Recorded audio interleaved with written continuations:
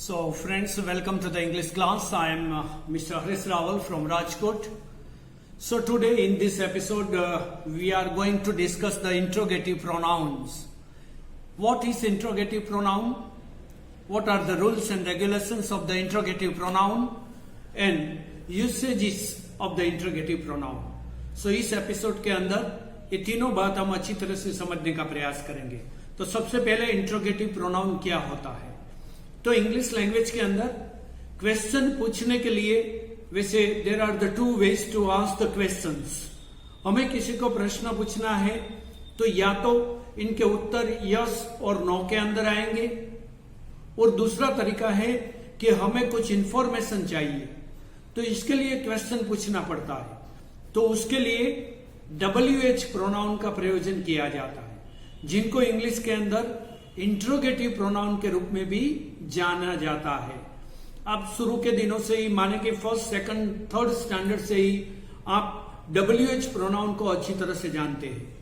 WH pronoun माने कौन, तो व्हाट, हु, हुज, विच, हुम, हाउ, ये सभी जो है हमें किसी न किसी प्रकार की कुछ इंफॉर्मेशन चाहिए, या तो समय के बारे में, या कुछ स्थान के बारे में, या तो फिर कोई रीजन के बारे में जानना है, या तो कोई पर्सन के बारे में जानना है. तो ऐसी कोई भी इंफॉर्मेशन हमें चाहिए तो वो इंफॉर्मेशन के लिए WH प्रोनाउन का यूज किया जाता है. वैसे इंग्लिश के अंदर WH प्रोनाउन टोटल 9 जिनका यूज किया जाता है. WH प्रोनाउन भी उनको बोलते हैं, इंट्रोगेटिव प्रोनाउन भी बोलते हैं, और इंडिविजुअली भी आप सीख गए होंगे what, where, when, whom, which, whose. तो इनको अच्छी तरह से समझने का प्रयास करिए. ये सिर्फ इनकी डेफिनेशन है कि किनको कहा जाता है. तो इनके बारे में आगे एग्जाम्पल के साथ हम अच्छी तरह से समझने का प्रयास करते हैं.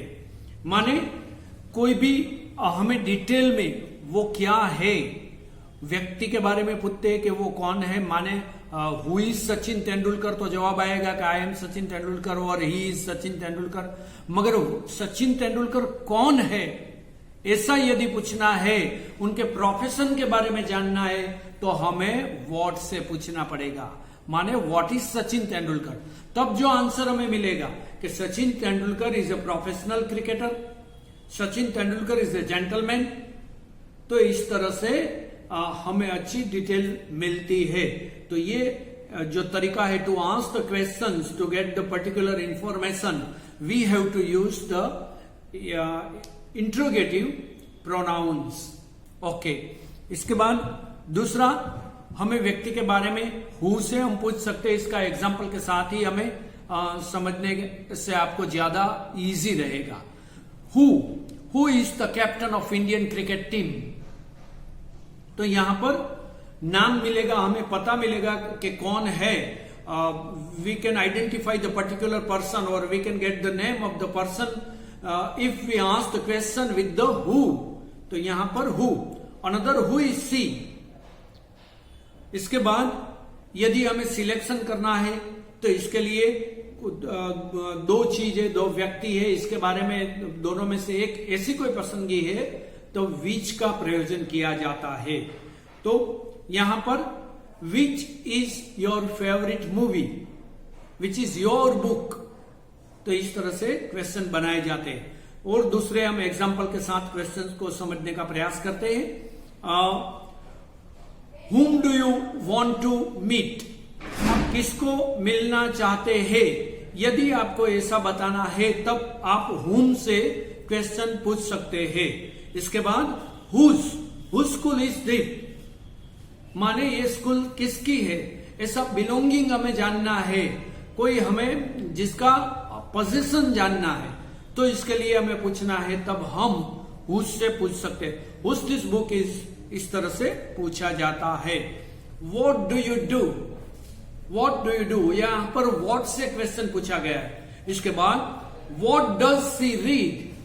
वो क्या पढ़ रही है, ऐसा यदि पूछना है तो what does she read? आगे और एग्जाम्पल को समझते हैं. Which game do you like? Which game do you like, आपको कौन सी रमत अच्छी लगती है। तो इस तरह से सिलेक्शन पूछना है या तो कोई पर्टिकुलर इंफॉर्मेशन चाहिए तो एक क्वेश्चन हम पूछ सकते हैं। आगे और भी, which movie will you watch first, who goes there, what is there in your bag, which is your pen.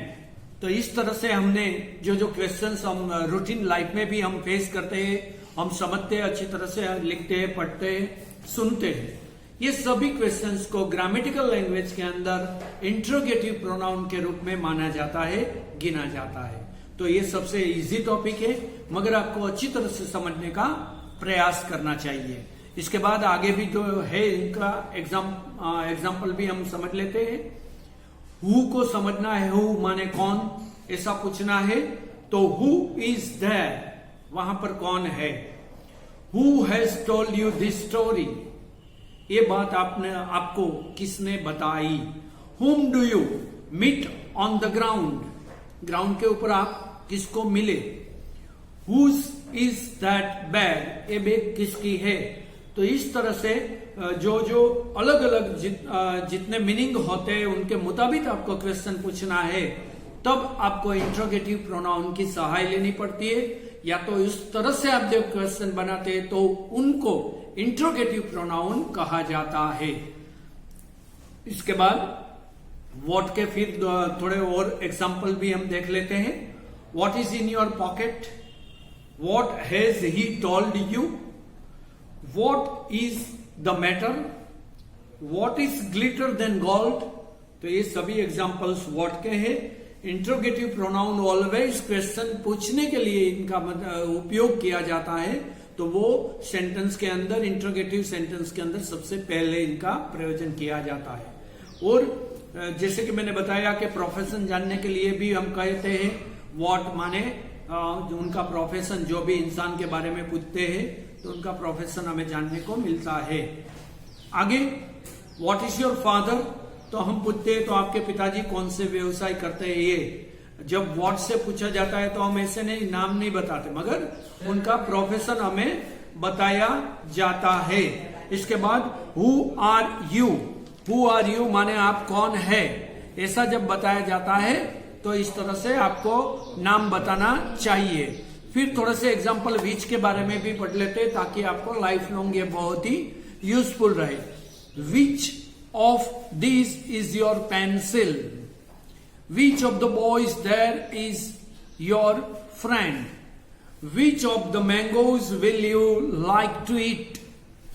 तो ये सभी है, ये सभी WH के एग्जाम्पल यहां पर थे। और थोड़े से और भी जो इनके साथ जुड़े हुए शब्द से बनते हैं, माने wherever, whichever, whatever, ये सभी जो संयुक्त प्रश्नार्थ सर्वनाम के रूप में इनका प्रयोजन किया जाता है। तो इनके भी थोड़े एग्जाम्पल आप समझ लीजिए। और what ever do you think about this problem, इसके बाद which ever may be your friend, whoever accompanied you to the expedition।